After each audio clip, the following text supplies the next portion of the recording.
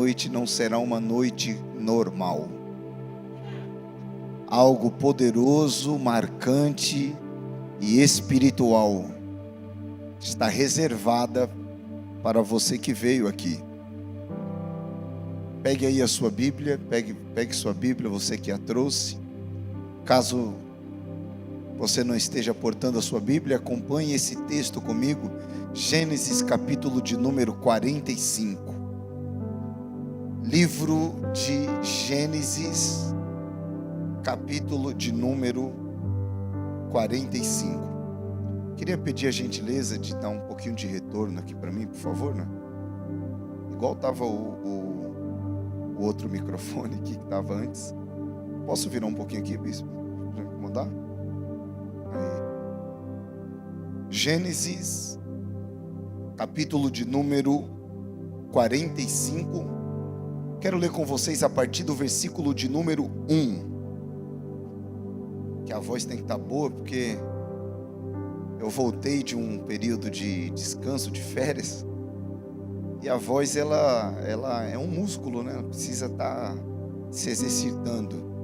Quando eu estou num período de pregações, em final de ano, por exemplo, posso pregar todo dia. A voz não fica rouca, já está treinada, sabe? Mas agora que eu estou voltei a pregar ontem.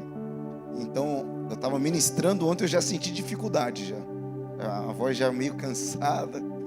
É igual, estou pensando em voltar para a academia, eu já estou pensando na dor, né? A volta é triste, irmão. A volta é triste. Você fica uns 3 dias sem conseguir se mexer, né? Já não quero nem pensar nisso. Capítulo de número 45, versículo de número 1, vamos lá? Então José não podia se conter diante de todos os que estavam com ele, e clamou: saia daqui todo varão. E ninguém ficou com ele quando José se deu a conhecer aos seus irmãos. E levantou a sua voz com choro, de maneira que os egípcios o ouviam e a casa de Faraó o ouviu. Versículo 4. E disse José aos seus irmãos: peço-vos, chegai-vos a mim. Se achegaram. Então disse ele: eu sou José. Você pode dizer essa expressão? Eu sou José. Guarda isso para o final, tá? Vosso irmão, a quem vendestes para o Egito. Agora, pois, não vos entristeçais, nem vos pese aos vossos olhos por ter me vendido para cá, porque para a conservação da vida Deus me enviou diante da vossa face. Amém? Queridos, a história de José é uma das histórias mais lindas, dentre tantas lindas histórias que a Bíblia tem a nos oferecer. Tem um enredo completo. É uma história repleta de traições, de feridas, de decepções, mas também é uma história de superação, de perdão e de honra nos bastidores. A história de José é tão impactante, é tão nobre, que o livro de Gênesis dedica 13 capítulos completos para narrar com riqueza de detalhes essa história. Isso é um fato poderoso, porque no livro de Gênesis está registrada a história de ícones da fé e da humanidade. Por exemplo, Adão, o primeiro ser humano que pisou na face da terra. O porquê não falar sobre Noé, não se esquecendo também dos patriarcas, Abraão, Isaac, Jacó. Mas dentre todos esses homens, o nome de José é o mais citado. E um ponto de partida interessante para começarmos aqui nessa noite é quando José tinha os seus 17 anos de idade. Foi nesse tempo que a sua vida virou de cabeça para baixo. No capítulo 37 do livro de Gênesis, diz que Jacó, seu pai, amava a José mais do que todos os outros filhos, e por isso confeccionou, costurou com as suas próprias mãos uma túnica, uma vestimenta, uma roupa multicolorida.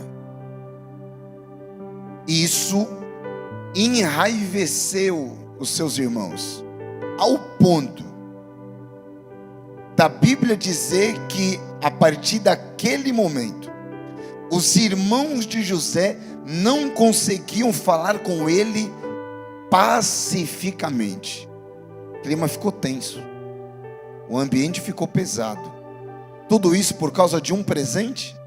Não, mas pelo significado que ele carregava. Porque uma vestimenta multicolorida para aquele tempo era uma vestimenta típica de um nobre ou de um chefe de clã, chefe de família.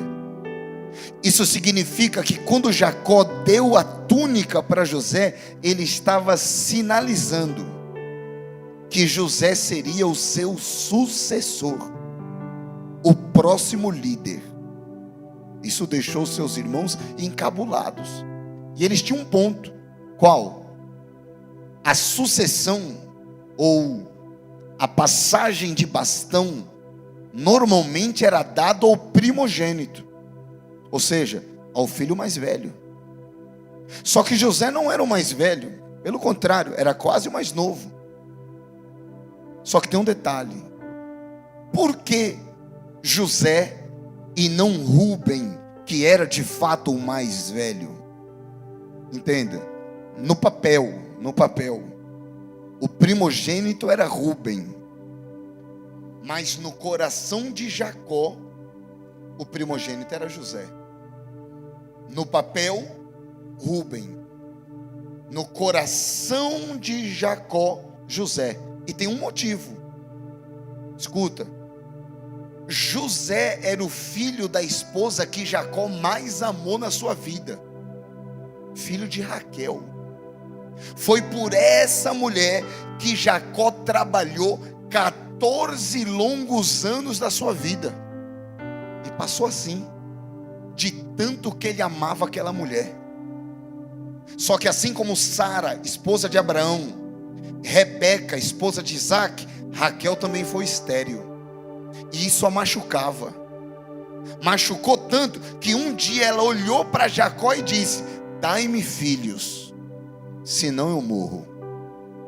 Até que na velhice de Jacó, Deus visita o ventre de Raquel e lhe dá um filho, e o nome dele?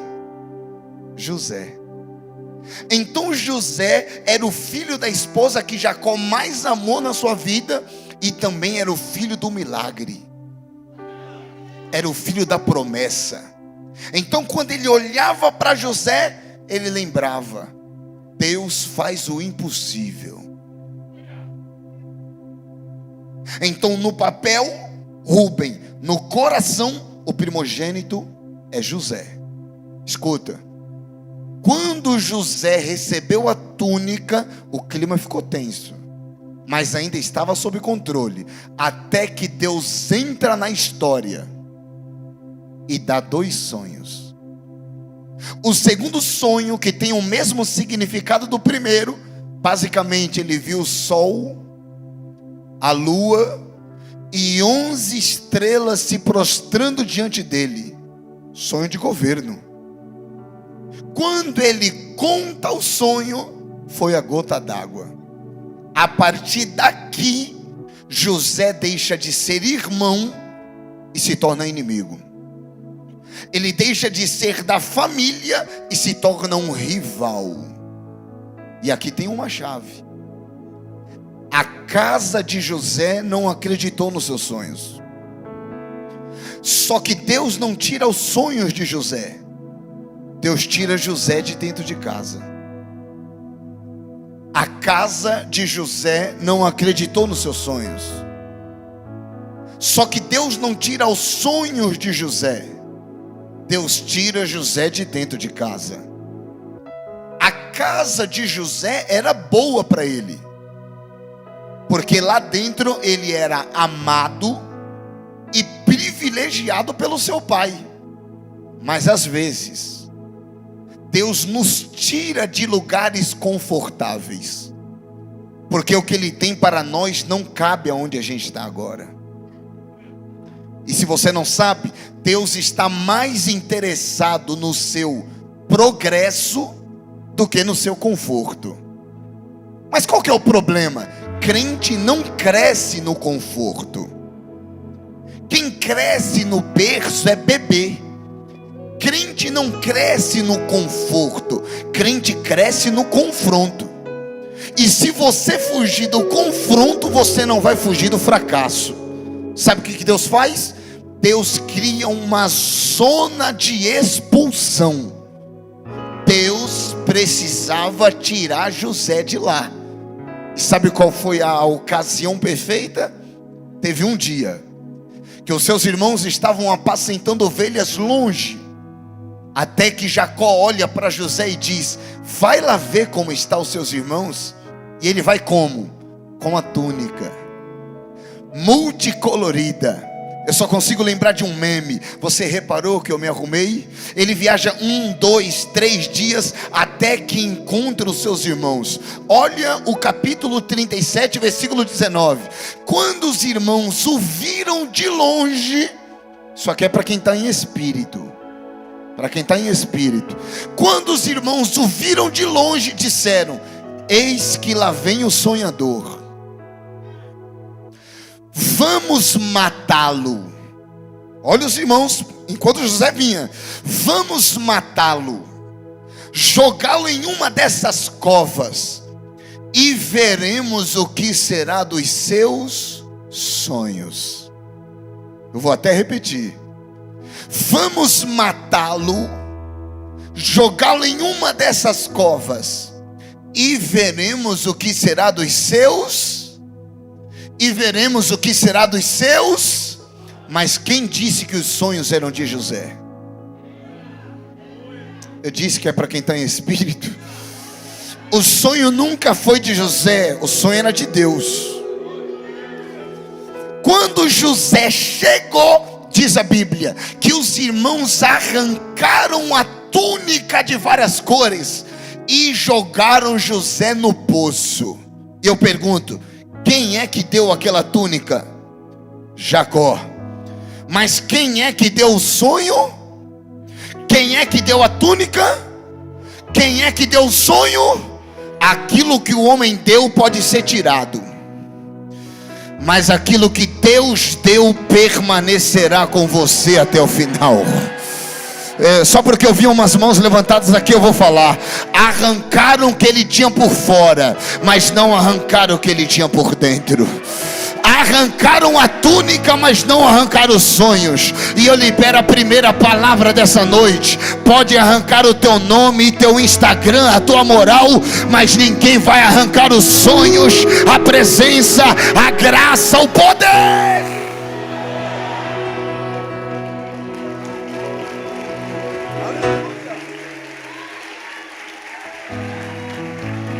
Você está em espírito aí para pegar? Você está em espírito? Olha o versículo de número 24.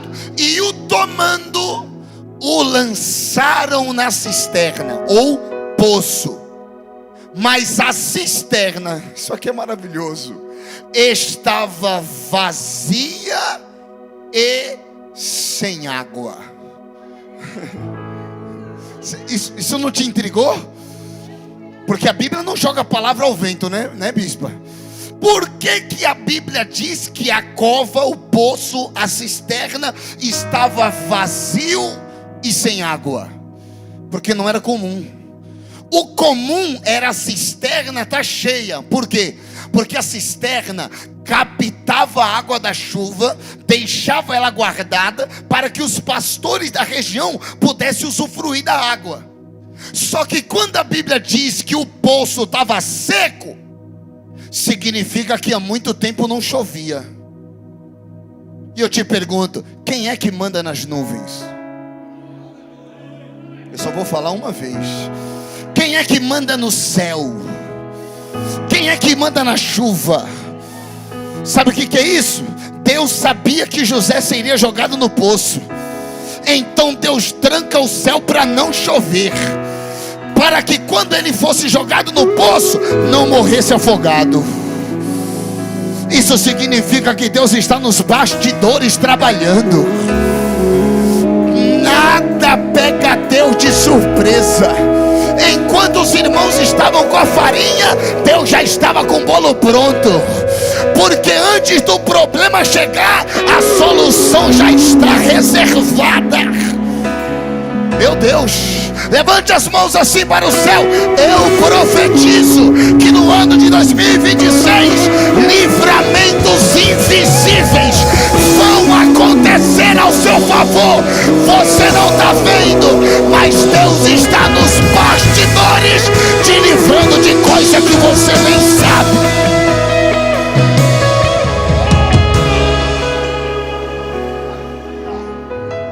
Fala alguma coisa.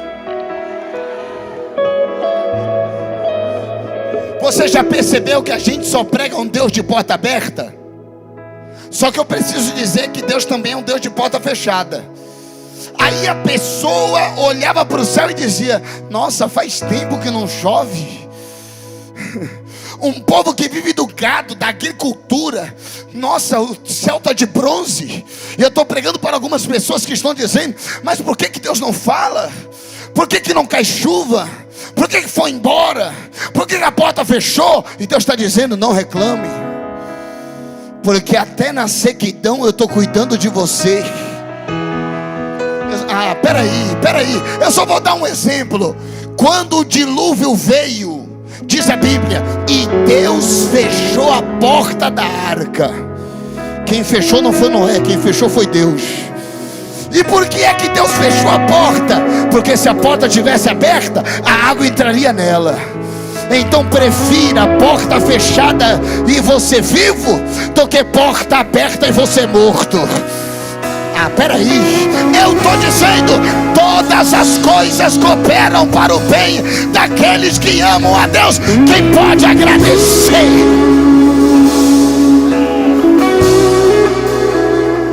Foi jogado no poço. É que eu tenho que pegar os detalhes. Eu não tenho tempo, mas é tanta coisa. Bispo, se o poço tem uma vantagem, eu descobri qual. Pergunta, qual? Não, só se vocês falar com carinho. Qual? Só dá para olhar em uma direção. Se no poço você só consegue olhar em uma direção, que é para o alto, eu te pergunto, o que é que tem lá no alto? Sol, lua e estrelas. E eu pergunto, o que é que José sonhou? Sol, lua e estrelas. Era Deus dizendo: você está no poço, mas se olhar para cima, vai lembrar que o sonho não morreu.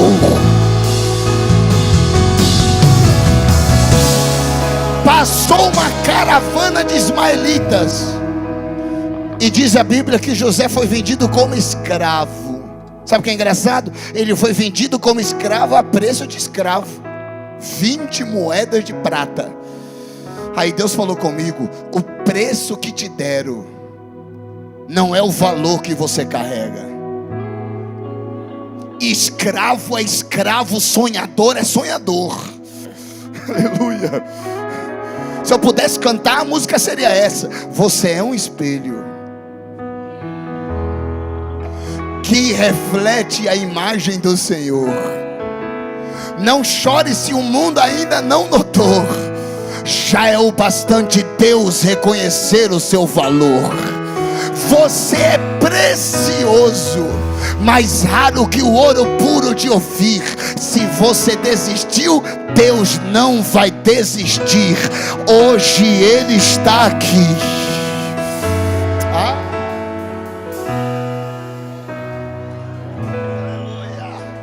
Você está preparado para dar uma maior glória aqui nessa noite? Não, mas é só para quem está com o coração aberto. É agora, é uma chave de mensagem para a tua vida. José não foi vendido, mas você lembra da túnica? Os irmãos pegaram a túnica. Se você pegar, os irmãos mancharam a túnica com sangue de animal. Levaram para Jacó. Jacó olha a túnica, olha o sangue na túnica, olha a túnica, olha o sangue na túnica e diz: José morreu. Uma fera deve ter devorado meu filho. José está morto. E Deus bradou no meu coração: continue vivo. Ainda que todo mundo acredite que você morreu. Só tem umas mãos levantadas aqui. Não permita que a mentira dos inimigos se torne uma verdade na sua vida. Porque Deus é especialista em manter vivo quem já era dado como morto. Não, eu vou falar de novo. Deus é especialista em manter vivo quem já era dado como morto. Eu vou provar. Daniel foi jogado na cova dos leões. Todo mundo morreu. Deus disse: não, está vivo. Sadraque, Mesaque e Abednego foram jogados na fornalha. Todo mundo morreu. Deus disse: não, está vivo. Jonas foi jogado no mar. O peixe engoliu os marinheiros. Morreu. Deus disse: não, está vivo. Elias correu para o deserto, pediu a morte. Todo mundo morreu. Deus disse: não, vai ficar vivo. As mulheres foram no túmulo no domingo de manhã. Morreu. O anjo disse: porque procura dentre os mortos aquele que está vivo. Vivo.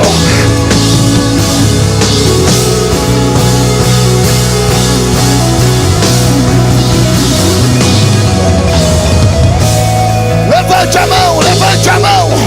Eu profetizo debaixo de autoridade, e Deus toma minha boca aqui agora, e eu digo para você: o velório acabou de ser cancelado. O coveiro foi mandado embora.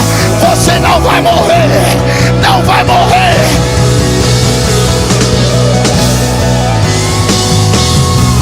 Só quem está vivo.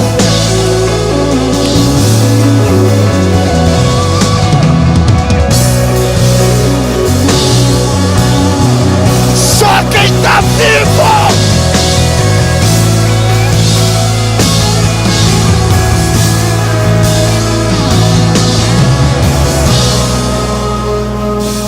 Teu casamento não morreu, a tua família não morreu, o teu ministério não morreu. Recebe vida, José.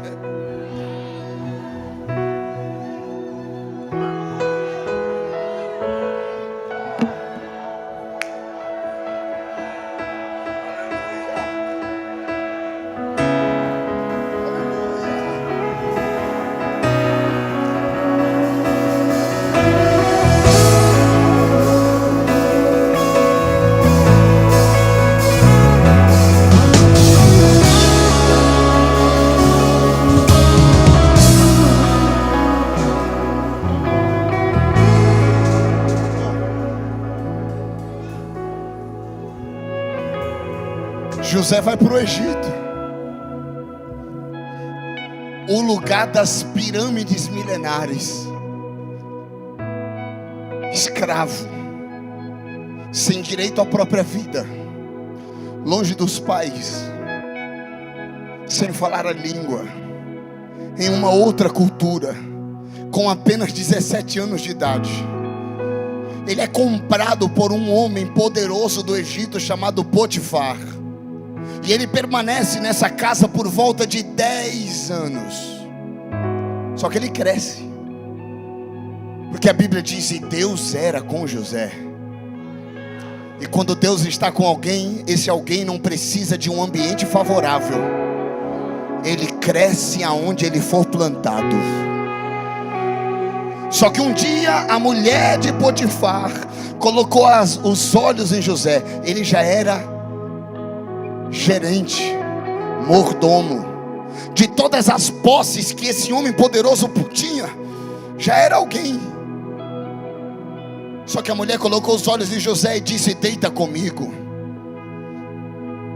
E a Bíblia diz que todos os dias ela dizia: deita comigo. E José fugia, até que um dia ela armou uma arapuca, segurou e disse: é hoje. José escapou igual um sabonete. Só que a mulher ficou com a outra capa dele, já é a segunda. Olhou para Potifar ou Boitifar e disse: olha aqui a capa desse homem. Ele me assediou. Estava sozinho aqui, ele veio atrás de mim. José foi parar na cadeia. Cadeia por aquilo que ele não fez. Só que escute isso daqui. Eu deixei anotado, porque tem coisas que é muito poderoso, gente. Olha que coisa, olha que coisa. Capítulo de número 39, versículo de número 23. Quando José caiu na cadeia, diz a Bíblia, e Deus estava com José. Oh, deixa eu falar para o pessoal desse lado aqui. E Deus estava com José. Deus não remove o sofrimento de José, mas permanece com ele em meio ao sofrimento. Sabe o que isso significa? O Egito não mudou José, mas a presença de Deus em José mudou completamente o Egito. Porque nada e ninguém poderá trancar Deus do lado de fora da tua vida. Podem te arrancar tudo, só não vão conseguir carregar a presença do Espírito Santo. Oh, isso aqui é para quem está em espírito. Eu tenho uma palavra para os Josés aqui. Quem perde dinheiro perde pouco. Quem perde amigo perde muito. Quem perde família perde muito mais. Mas quem perde a presença... Será que tem alguém aqui que ainda carrega essa graça? Na cadeia, José conhece 2 homens. Quantos homens? É aqui que está o negócio. Olha isso aqui. Na casa de Potifar, Deus entregou todos os bens nas mãos de José. Ele era mordomo. Mas na cadeia, ao invés de Deus entregar bens, Deus entrega os presos.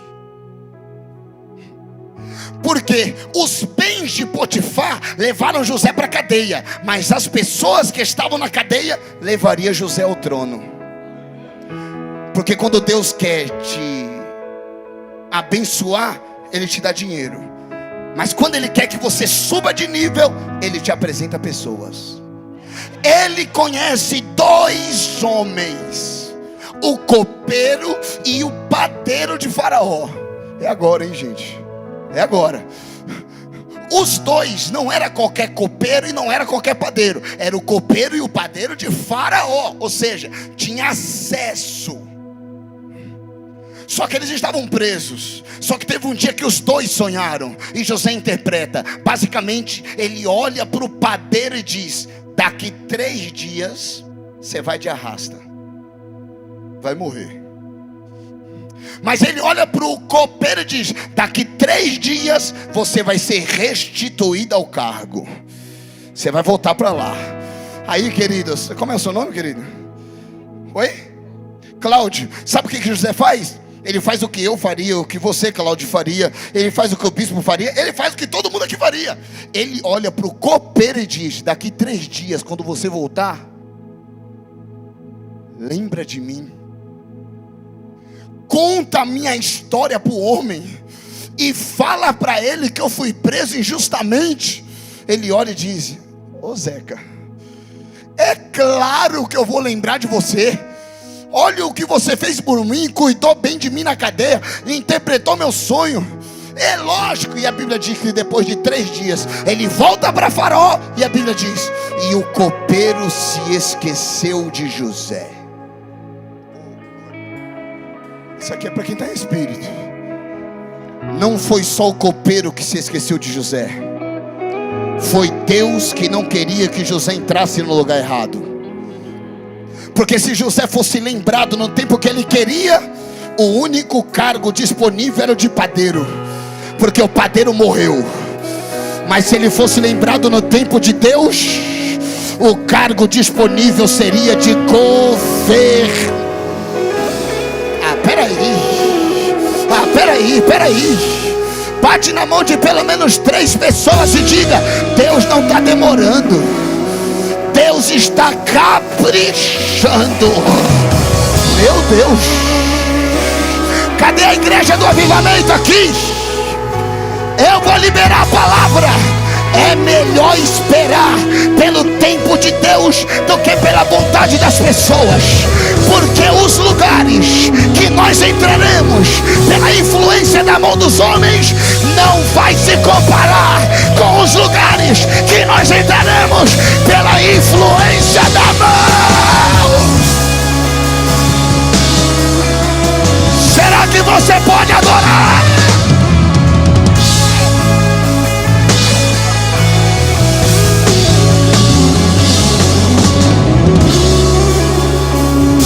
Você está comigo, varão? Você está comigo, vaso? É agora, hein? Se você não der um pulo da cadeira, se você não der uma estrelinha, uma voadora, José disse: lembra de mim. Aí se você não... Eu encontrei 2 homens na Bíblia dizendo: lembra de mim. O primeiro, José olhando para o copeiro: lembra de mim. O segundo, o ladrão na cruz olhando para Jesus: lembra de mim quando entrares no teu reino. Só que quando José olha para o copeiro e diz: lembra de mim, demorou 2 anos para o homem lembrar. Mas quando o ladrão na cruz disse para Jesus: lembra de mim, Jesus olha para ele e diz: ainda hoje estará. Será que você pode adorar? Levante a mão para o céu.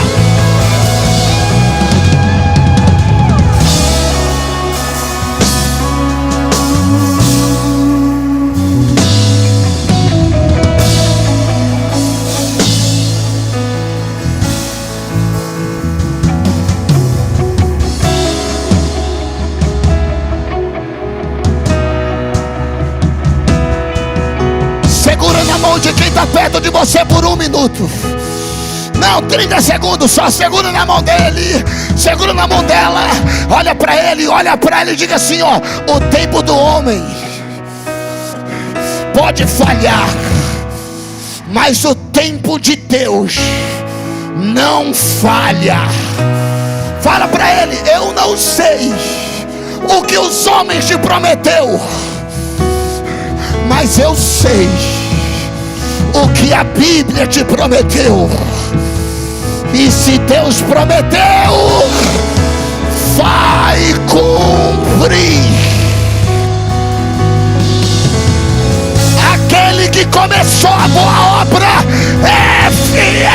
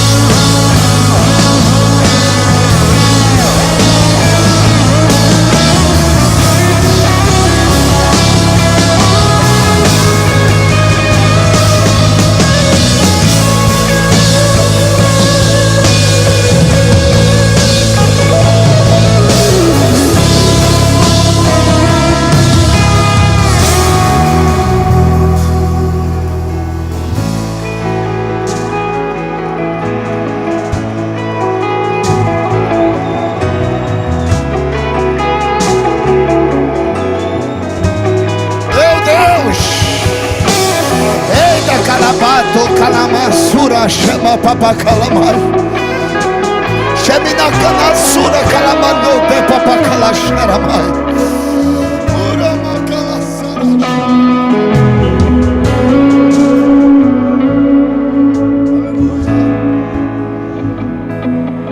Se assente aí. Aguenta.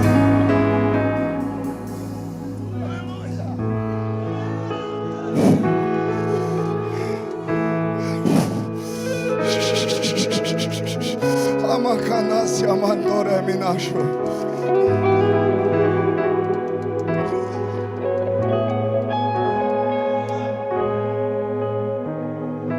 Depois de 2 anos, Faraó sonhou. Olha que curioso. Gênesis 27. Jacó sonhou, pai de José. Gênesis 37. José sonhou. Gênesis 39. O copeiro sonhou. O padeiro sonhou. Agora, Faraó sonhou. Todo mundo sonhou, menos os irmãos de José. Porque quem vive para matar o sonho dos outros não vai conseguir viver os sonhos de Deus. Basicamente, José era o único que podia interpretar o sonho de Faraó. Basicamente, ele interpreta e mostra o mecanismo necessário para resolver o problema que o sonho estava revelando. 7 anos de vaca gorda, 7 anos de vaca magra.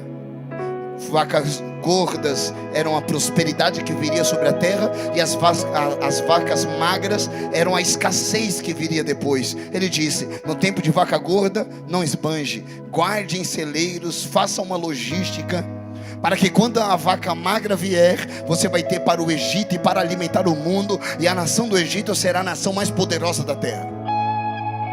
Dito e feito. 7 anos de prosperidade, depois veio a vaca magra. Espera aí, é um pix de R$50 para quem acertar. Quanto tempo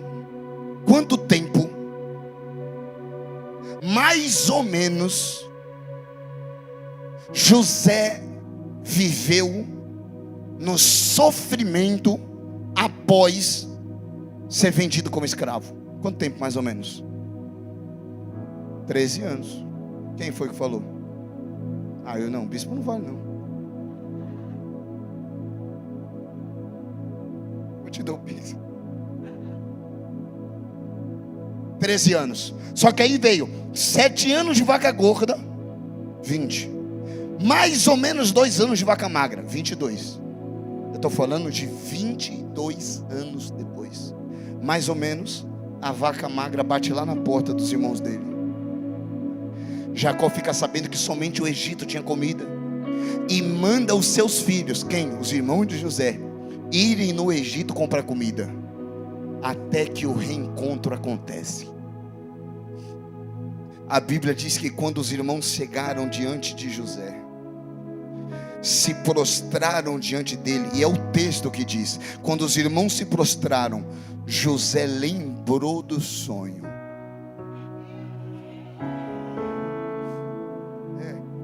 Lembrou do sonho.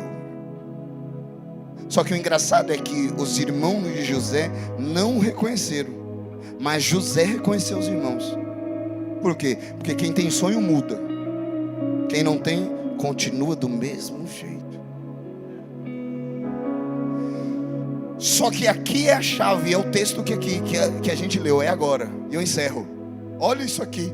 Quando José olha para os seus irmãos, o texto diz que José falava com eles. Os irmãos não sabiam que era José, não sabia.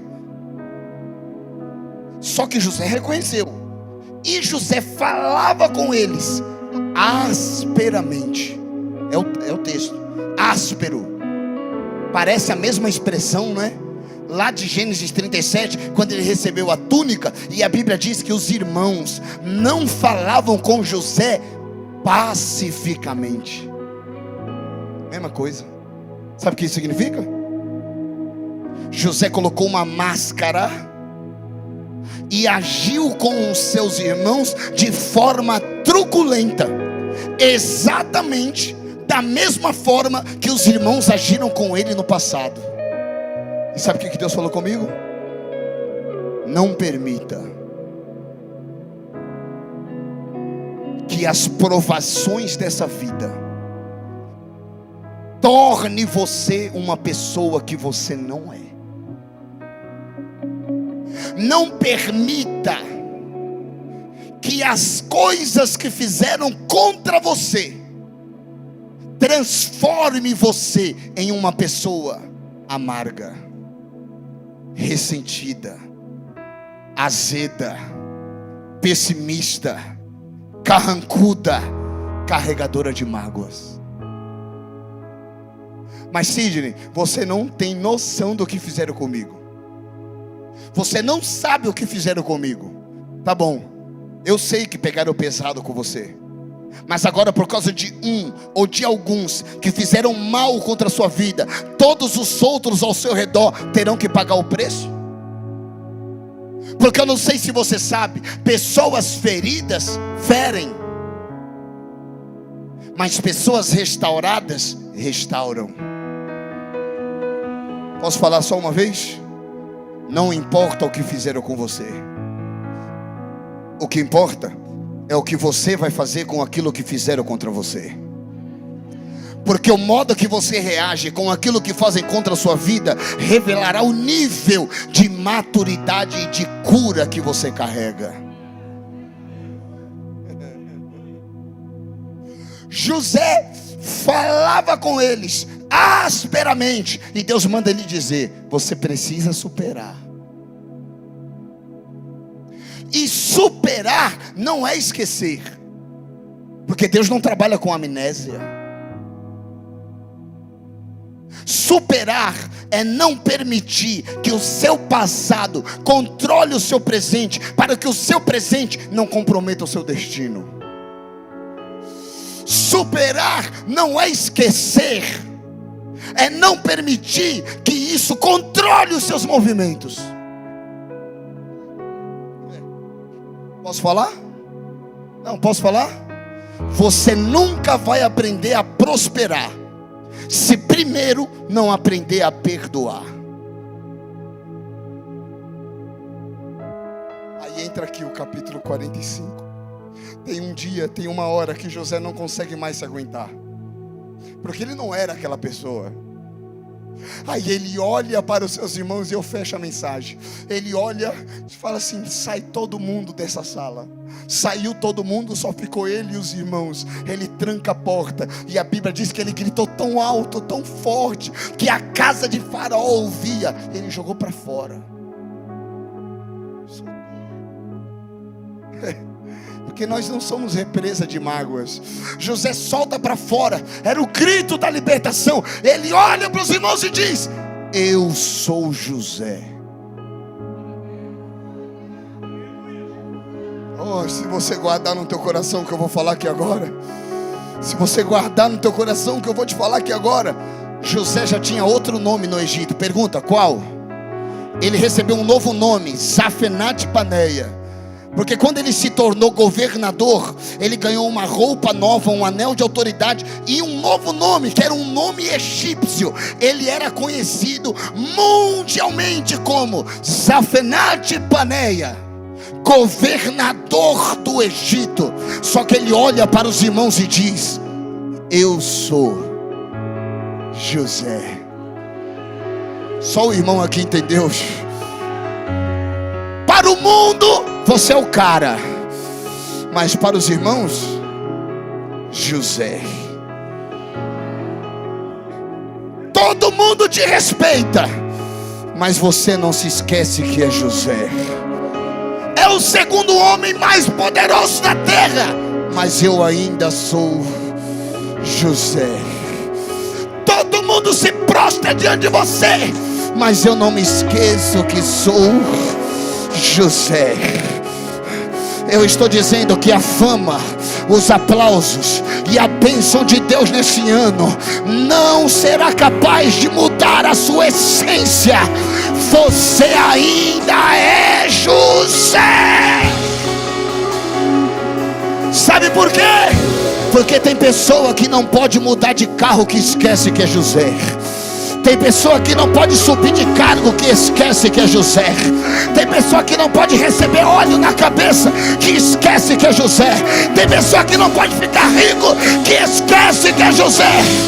Só que eu vim pregar para uma igreja que só sabe para onde vai, porque não se esqueceu de onde veio. Cadê os José?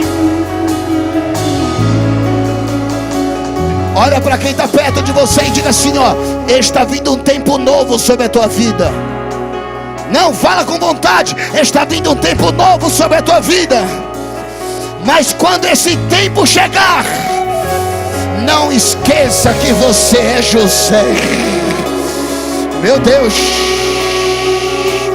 Tem gente que quando ganha dinheiro esquece até como adora. Tem gente que quando ganha dinheiro esquece até como chora.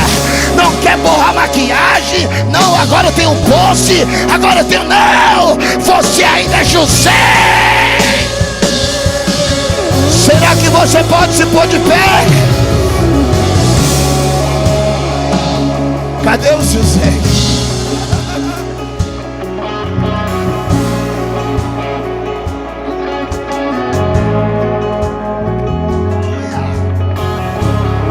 Fecha os olhos carnais, abra os olhos espirituais, e eu vou te dar 30 segundos para você adorar a Deus com força.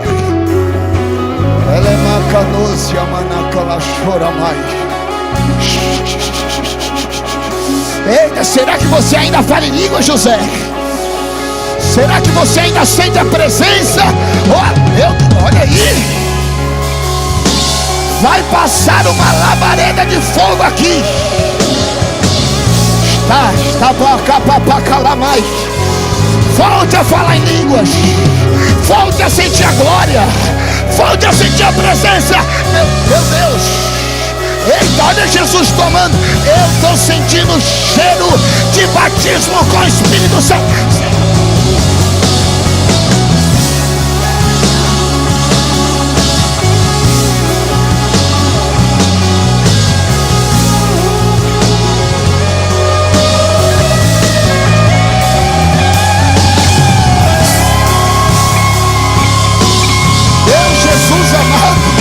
Eu estou vendo o Espírito Santo regendo um coral de línguas estranhas aqui.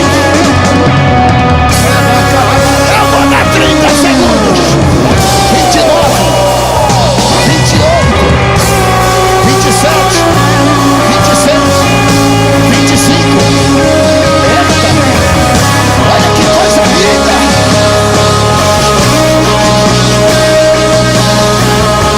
Seja cheio. 19, 18, 17, 16, 15. Seja tomado pela glória. 10, 9, 8. Olha aí. 5, 4, 3, 2. Pega.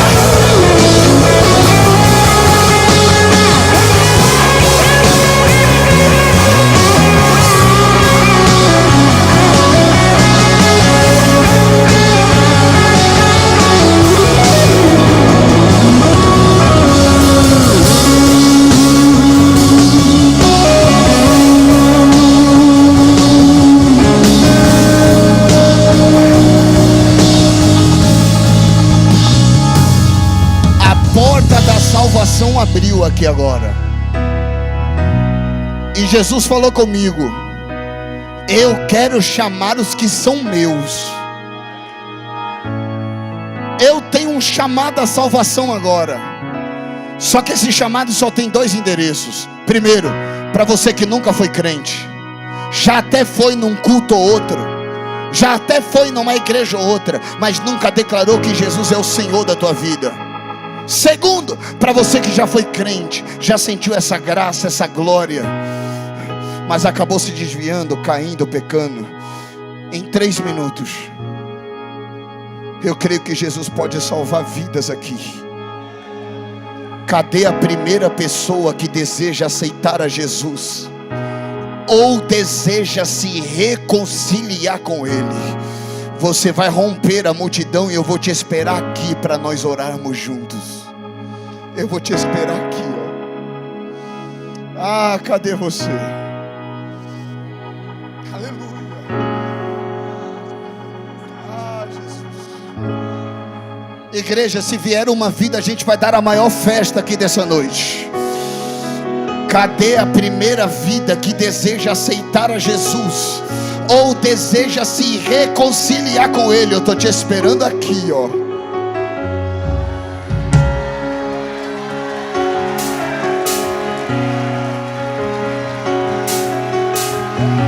Será que você pode adorar? Porque já tem 2 e eu estou sentindo que está vindo mais.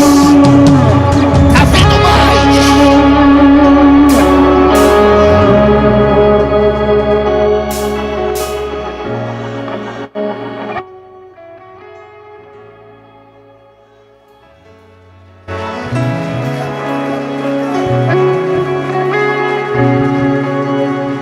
Cadê a próxima? Eu estou te esperando aqui.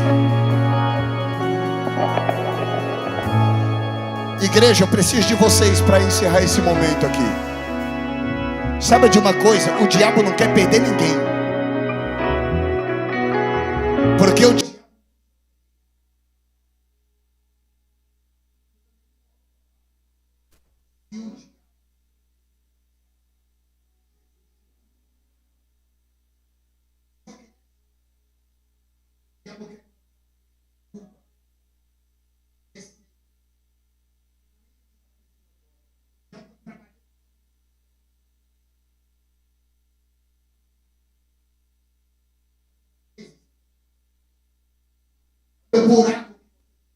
Não tem como sair, não tem como escapar. Você já tentou várias vezes e voltou para o mesmo lugar, colocando medo, culpa, vergonha. Mas sabe como é que isso é quebrado? E é em 2 minutos. Isso é quebrado quando essa pessoa percebe que não está sozinha. Então eu preciso da igreja aqui, ó. Tá vindo crianças aqui, ó. Eu preciso da igreja, de você que é cheio do Espírito Santo. Em 1 minuto, se você conhece alguém que não aceitou Jesus, ou que está afastado, você vai até essa pessoa e vai dizer: você quer que eu vá com você lá na frente? Você quer que eu vá com você lá na frente? Em 1 minuto, será que tem alguém aqui que pode me ajudar a ganhar mais uma alma para Jesus?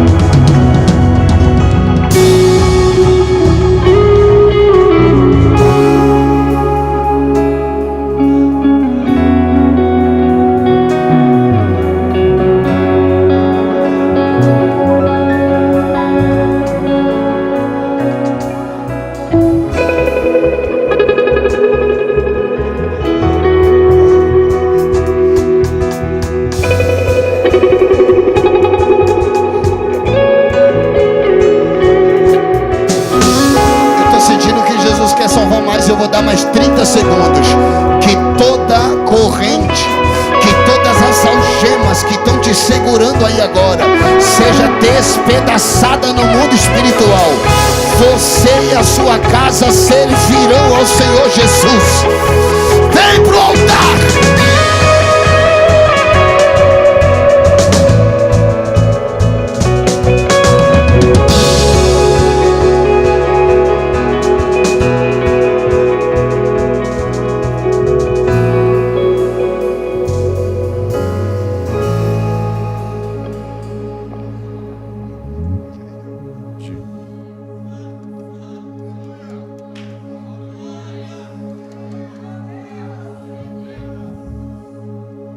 Estende as mãos para cá, estende as mãos para cá. Estende as mãos, estende as mãos. Oh, olha que coisa linda aqui, ó. Tem lágrimas, tem famílias, casamentos aqui sendo restaurados. Tem vidas sendo transformadas aqui, impactadas. Estende as mãos para cá, estende as mãos. Senhor Jesus, eu oro com a sua igreja por essas vidas que estão aqui com o coração quebrantado diante do seu altar. Jesus, perdoa os seus pecados. Escreve o nome de cada um deles no livro da vida. Se em algum momento dessa trajetória eles pensarem em parar, tropeçarem, pecarem, caírem, não os deixe escapar. Segura na mão de todos eles. E se eu não vê-los mais aqui, que naquele grande dia, na mesa, nas bodas do cordeiro,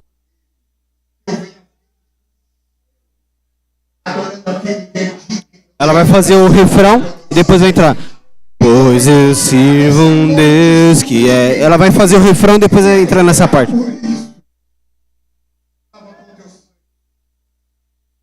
Deus de completas. Deus de obras completas.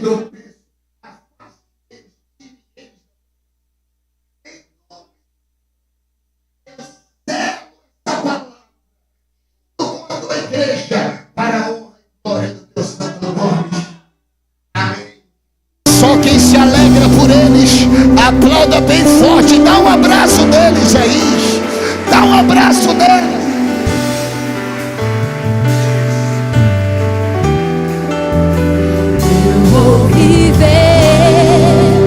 Totalidade da promessa do Deus de obras completas, vai fazer cumprir na hora certa.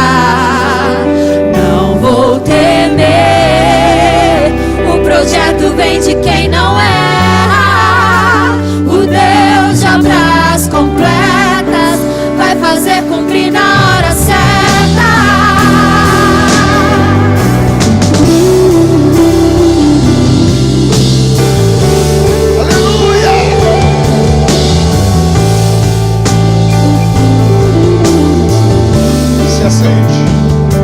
Oh, glória a Deus.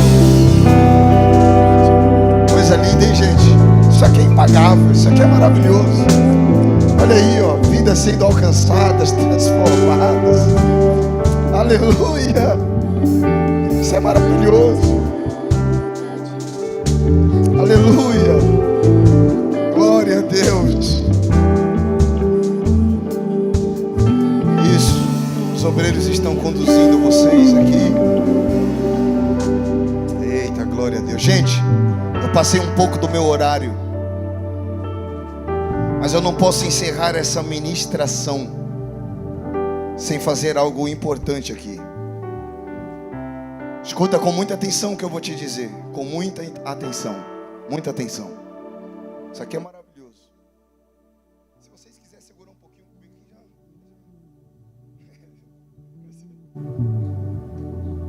Quem aqui já ouviu falar do maná? Maná. Já ouviu? O maná é a maior simbologia da providência de Deus no Antigo Testamento. Nada representa o cuidado, a providência, do que esse alimento sagrado que Deus forneceu ao seu povo no deserto. O maná tinha algumas características. Eu vou falar em 10 segundos. Durante 40 anos, o maná caía todos os dias no deserto, só não no sábado. Só que na sexta ele vinha dobrado, porque quando Deus faz perfeito. Esse maná foi tão importante que Deus mandou pegar uma porção dele e colocar dentro da arca. A arca era a presença de Deus na terra. Ou seja, quem olhava para a arca lembrava que o maná estava lá dentro. Então quem olhava para a presença logo pensava: Deus não desampara quem é seu. Deus cuida do seu povo. Deus é o Deus de providência. Há quem diz que o maná foi tão importante que ele tinha dentro dele, na sua composição, todos os nutrientes necessários para uma alimentação saudável no deserto. Por quê? Porque eles estavam no deserto. Então, o maná não era somente um carbo. E faz sentido, porque senão o povo morreria. Isso nos faz entender que o maná tinha proteínas, fibras, vitaminas, todos os nutrientes necessários para ter uma alimentação saudável. Ou seja, Deus cuida perfeitamente. Deus é maravilhoso. Só que o maná caía todos os dias, certo? Mas agora escute. O maná caía de segunda a sexta. Na sexta vinha dobrado. Na verdade, de domingo a sexta. Só que na sexta vinha dobrado para o povo comer na sexta e comer no sábado. Tudo certo. Agora eu te pergunto. Quando o povo fez um bezerro de ouro e colocou no lugar de Deus lá no deserto, o maná caiu aquele dia? Quando o povo murmurou contra Moisés, quando o povo murmurou e questionou a liderança de Moisés, dizendo: você tirou a gente do Egito para morrer aqui no deserto, e desconfiou do cuidado de Deus, o maná caiu? Outra pergunta: quando se rebelaram contra Moisés no deserto e a terra engoliu os rebeldes, o maná caiu? Caiu. Porque a Bíblia diz que o maná caiu todos os dias. Sabe o que isso significa? Deus cuidou do seu povo até nos dias maus. Agora eu te pergunto: se Deus cuida de você até nos seus piores dias, por que você não lembra de Deus nos seus melhores dias? Imagine se Deus cuidasse de nós de acordo com a nossa espiritualidade.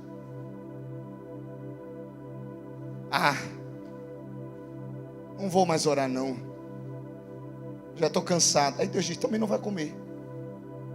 Imagine se fosse assim: já não vou para o culto também não. Vou fechar a porta então. Imagine se Deus nos tratasse de acordo com o nosso momento. Sabe o que isso significa? Deus cuida de você até nos seus piores dias. Então, se você está aqui hoje, nos seus melhores dias, dando glória a Deus, com saúde, porta aberta, não se esqueça de tudo aquilo que Deus tem feito por você. Agora, o maná era bom, sim ou não? Só que eu preciso profetizar. O maná era bom, excelente, maravilhoso. Só que eu tenho uma profecia: o maná precisa acabar. Como é que é? Eu profetizo: o maná vai acabar. Por quê? Porque o maná tinha uma característica. Isso aqui é uma chave espiritual. Maná só cai no deserto. A Bíblia diz em Josué capítulo 5 que quando o povo pisou na terra prometida, o maná... Por que o maná vai acabar? Porque hoje Deus está te tirando do deserto e te colocando na terra da promessa.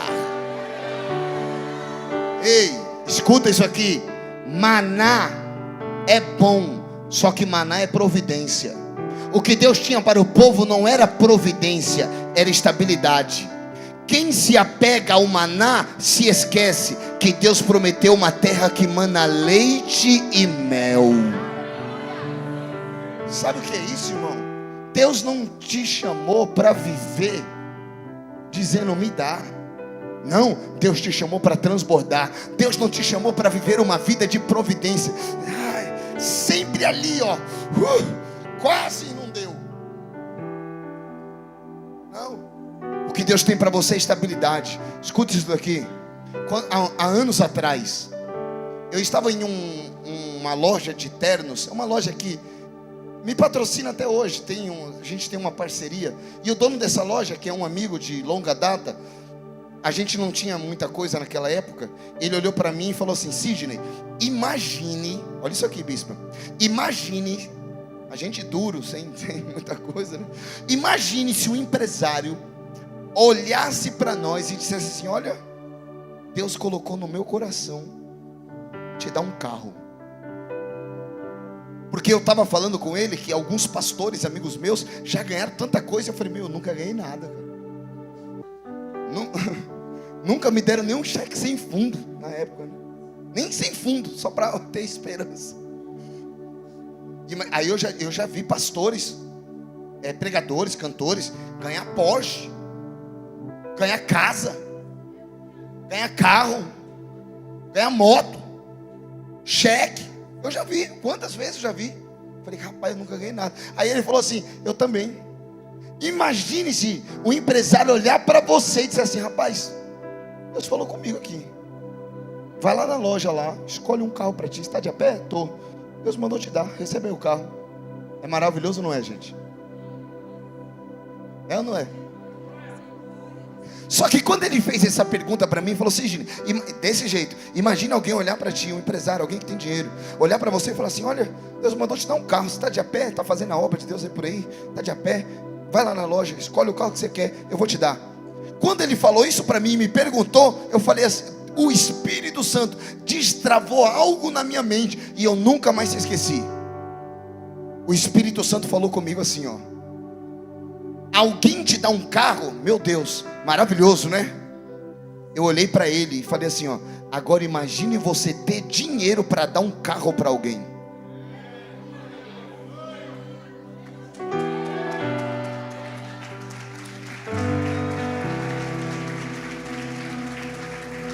Escuta o que eu vou te falar. Quem recebe um carro, recebe uma providência. Meu Deus, maravilhoso. Mas quem tem dinheiro para dar um carro, ai, meu irmão, posso falar e vocês, eu não digo para mim vai descer? Vocês acreditam que não é para mim vai descer? Eu já dei 4 carros. Já paguei casamentos. Eu e a minha esposa vivem coisas extraordinárias. Eu estou dizendo para você que você não vai pedir emprestado. Você vai ter para dar, para emprestar, porque Deus te chamou para transbordar. Levante a mão. Eu estou profetizando que você vai ser o maior patrocinador da tua família. Você vai ser coluna na tua casa. Você vai ser coluna aqui nessa igreja. Eu estou profetizando que Deus vai levantar os maiores dizimistas da Zona Leste desse culto aqui. Eu creio nisso. Mas eu creio com força. Eu creio de verdade. Eu creio de verdade. E eu encerro isso aqui falando para você. O maná, ele tinha uma característica. Pergunta, qual? Era como a semente de coentro. Maná era semente.